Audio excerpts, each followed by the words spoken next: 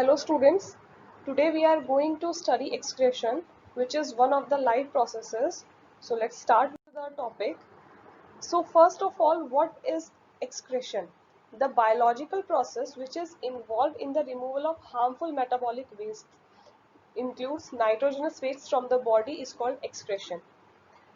सभी living organisms की body में जो डिफरेंट फूड मटेरियल्स पहले एब्जॉर्ब होते हैं, फिर उनका रेस्पिरेशन के थ्रू वो एनर्जी में कन्वर्ट होते हैं, फिर उनको हर जगह पर ट्रांसपोर्ट किया जाता है, मतलब बॉडी के हर पार्ट तक ट्रांसपोर्ट किया जाता है। इन सभी बायोलॉजिकल प्रोसेस के बाद एक ऐसी बायोलॉजिकल प्रोसेस आती है जिसमें जो हार्मफुल मेटाबॉलिक वेस्ट है, हमने पढ़ा था न्यूट्रिशन में कि जो भी हमारा फूड हम डाइजेस्ट नहीं हो पाता, वो हमारा वेस्ट फूड होता है जो कि लार्ज इंटेस्टाइन में ट्रांसफर कर दिया जाता है। वो उस हमारे फूड को उस बॉडी के अंदर रखना हार्मफुल होता है, क्योंकि वो हमारे लिए किसी भी काम का नहीं होता। सबसे पहले तो वो बिल्कुल हमारे लिए यूजलेस है, दूसरा हार्मफुल है क्योंकि वो टॉक्सिक होने लगता है कुछ टाइम बाद। सो इस हार्मफुल मेटाबॉलिक वेस्ट को, जो हमारी बॉडी में नाइट्रोजनस वेस्ट होता है, इसका बॉडी से रिमूवल यानी कि बॉडी से इसको निकालना बहुत जरूरी होता है, और इसको कहा जाता है, इस प्रोसेस को कहा जाता है एक्सक्रेशन। अब सभी ऑर्गेनिज्म में एक्सक्रेशन अलग अलग तरीके से होता है। पहले बात करते हैं यूनिसेल्युलर ऑर्गेनिजम्स की। तो यूनिसेल्युलर ऑर्गेनिजम्स में, क्योंकि वो एक ही सेल के बने होते हैं, so these organisms remove these waste by simple diffusion from body surface into surrounding water.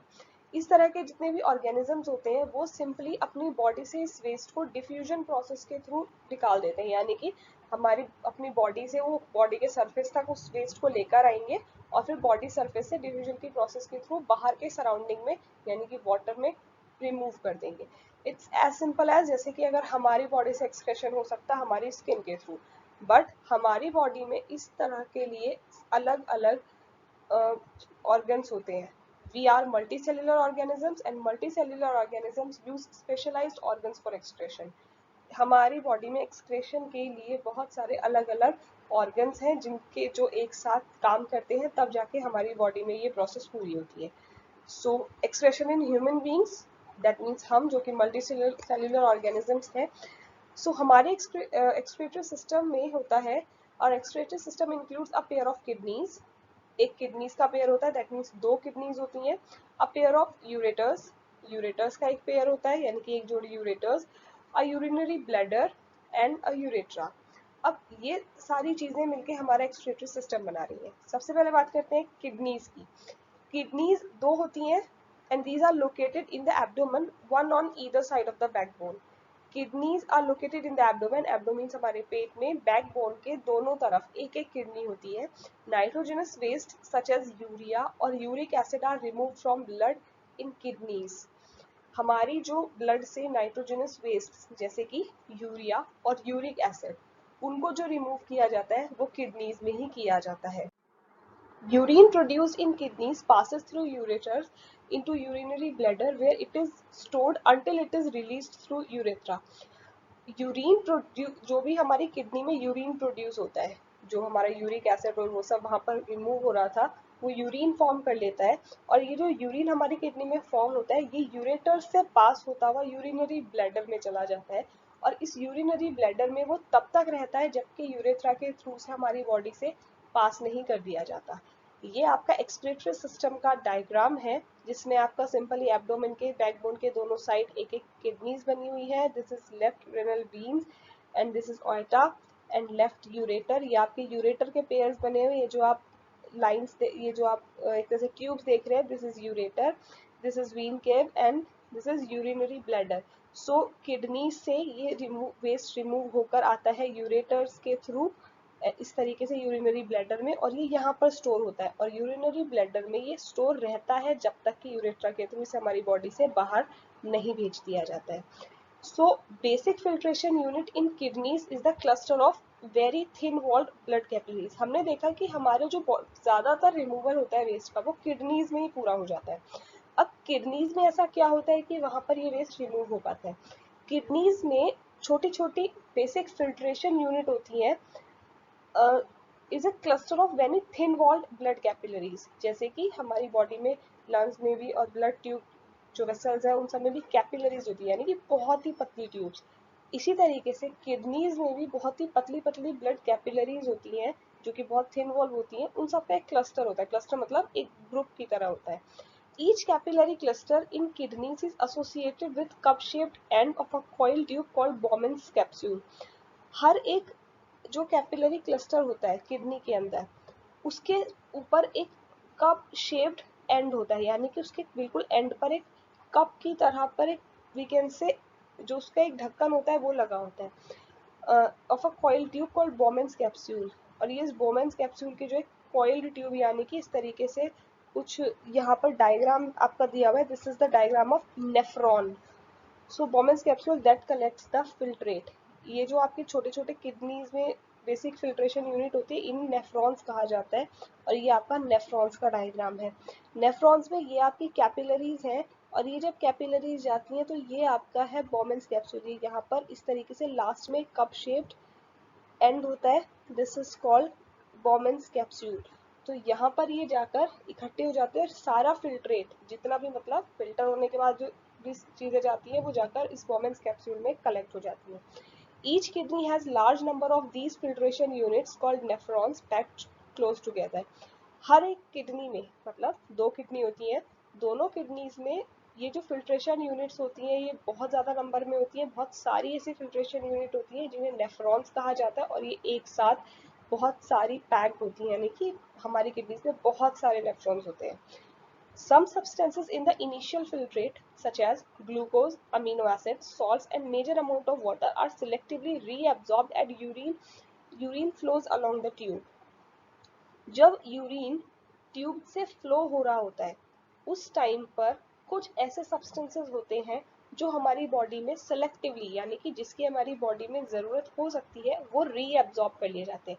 Absorption सारा पहले ही हमारे स्मॉल इंटेस्टाइन में हो चुका होता है, लेकिन अब जो हमारा ये वेस्ट है इसमें से भी कुछ ऐसे मटेरियल्स होते हैं, ऐसे सब्सटेंसेस होते हैं जिनका वापस रीअब्जॉर्प्शन हमारे लिए काम आ सकता है। इनमें से कुछ जो ऐसे सब्सटेंसेस हैं वो है जैसे कि ग्लूकोज, एमिनो एसिड्स, सॉल्ट्स, और ज़्यादातर इसमें होता है वाटर। जो वाटर यहाँ से जा रहा होता है उसमें से वापस रीअब्जॉर्प्शन, अगर हमारी बॉडी में पानी की कमी हो रही होती है तो यहाँ से ज़्यादा अमाउंट में पानी एब्जॉर्ब हो जाता है। The amount of water reabsorb depends on how much excess water there is in the body and how much dissolve water there is to be excreted. कितना पानी रीअब्जॉर्ब होगा वो इस चीज के ऊपर डिपेंड करता है कि हमारी बॉडी में कितना एक्सेस वाटर, यानी कि कितना ज्यादा पानी है, and how much of dissolve water there is to be excreted, और कितना ऐसा वाटर है जो बॉडी से एक्सक्रेट होना जरूरी है। जितना जरूरी होता है उतना बॉडी से बाहर निकाल दिया जाता है, जो वहां पर एक्सेस में होता है, यानी कि जितने की जरूरत नहीं है लेकिन वो हमारी बॉडी के काम आ सकता है, तो हमारी बॉडी में वो वापस रीअब्सॉर्ब कर लिया जाता है। Urine forming in each kidney enters a long tube, the ureter. It connects the kidneys with urinary bladder.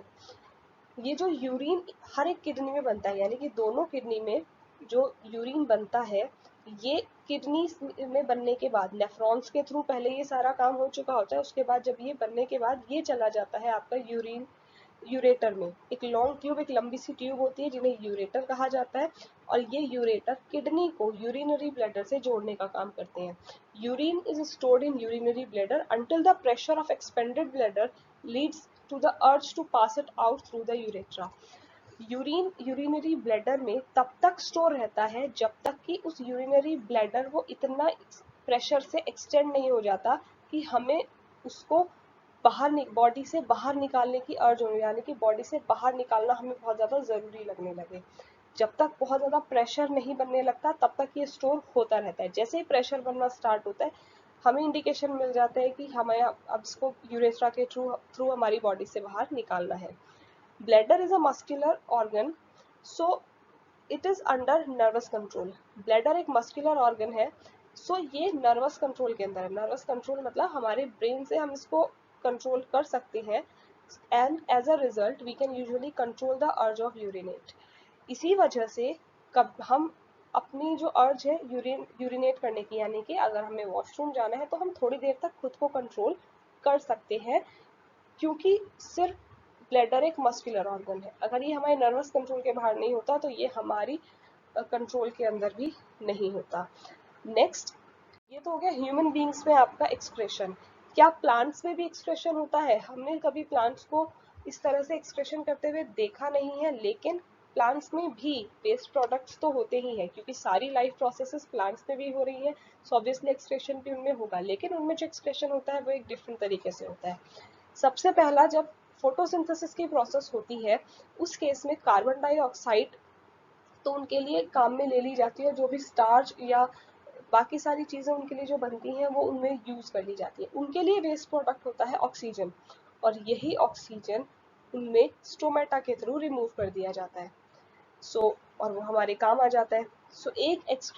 एक जो वेस्ट प्रोडक्ट हुआ वो हुआ ऑक्सीजन। दूसरा, एक्सेस वाटर। उनकी बॉडी में अगर प्लांट्स की बॉडी में अगर एक्सेस वाटर है, यानी कि जरूरत से ज्यादा पानी है, तो उसे रिमूव किया जाता है ट्रांसपिरेशन के through. Transpiration is the process, हमने पढ़ा हुआ है कि ट्रांसपिरेशन जो एवोपोरेशन हो जाता है लीव्स के ऊपर जो वाटर प्रेजेंट होता है उनका, that is called respiration. Many plant waste products are stored in cellular vacuoles. बाकी जो होते हैं बहुत सारे वेस्ट प्रोडक्ट्स वो सेल्यूलर जो वैक्यूल्स होते हैं, जो खाली जगह होती है सेल्स के बीच में, उनमें स्टोर कर लिए जाते हैं। एंड वेस्ट प्रोडक्ट्स में भी stored in leaves that fall of. और कुछ वेस्ट प्रोडक्ट्स लीव्स में स्टोर कर लिए जाते हैं और वो पत्तियों में स्टोर हो जाते हैं। जब वो पत्तियां पुरानी हो जाती हैं, यानी कि उनमें वेस्ट प्रोडक्ट ज्यादा हो जाते हैं, तब वो फॉल ऑफ यानी कि वो गिर जाती हैं, पेड़ से शेड हो जाती हैं। Other are stored as resins and gums. उसके अलावा कुछ वेस्ट प्रोडक्ट्स जो बहुत पुराने पेड़ होते हैं, स्पेशली इन ओल्ड जाइलम, जो बहुत ही पुराने पुराने पेड़ होते हैं, उनसे कुछ टाइम बाद हम देखते हैं कि उनमें से रेजिन्स और गम्स यानी कि कुछ चिपचिपी सी लिक्विड निकलने लगते हैं, गोंद निकलने लगती है। सो वो उनका वेस्ट प्रोडक्ट ही होता है, जो कि ओल्ड जाइलम बहुत ओल्ड होने की वजह से बॉडी से एक एक्सक्रेशन का तरीका होता है। Plants also excrete some waste into soil around them. कुछ एक्सक्रेशन प्लांट्स उनके आसपास के सॉइल में भी करते हैं, यानी कि वो सिंपल रूट्स के थ्रू सॉइल के अंदर अपना वेस्ट प्रोडक्ट छोड़ देते हैं। So this was excretion in plants. That's all for today. Thank you.